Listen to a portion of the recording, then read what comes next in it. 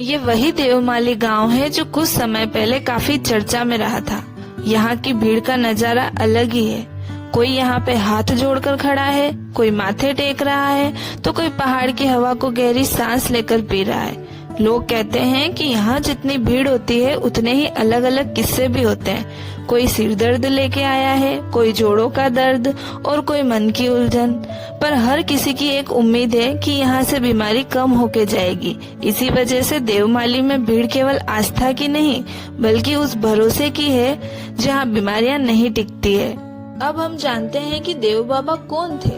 वैसे हमारे राजस्थान में कई ऐसे लोक देवता हुए हैं जो अलग अलग कारणों की वजह से आज भी फेमस है और उन्हीं में से एक है देव बाबा।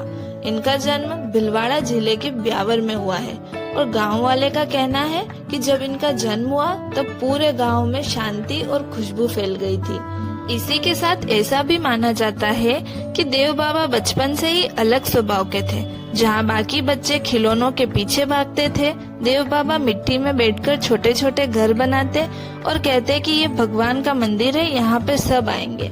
इन्हीं को देखकर उनकी माँ कहती थी कि ये बच्चा बड़ा होकर जरूर साधु बनेगा, क्योंकि ये पढ़ाई से ज्यादा दूसरों की मदद में ध्यान लगाता है। अब जैसे जैसे उनकी उम्र बढ़ी, देव बाबा का मन भौतिक सुखों से हटकर साधना में लगने लगा। कहते हैं कि वे कई सालों तक पहाड़ों और जंगलों में रहे। लोग उन्हें भोजन और पानी देने जाते, लेकिन देव बाबा अक्सर मुस्कुराते हुए कहते थे कि भूख पेट की नहीं आत्मा की होती है। और धीरे धीरे इनकी ख्याति फैलने लगी और गांव-गांव से लोग इनसे मिलने आने लगे।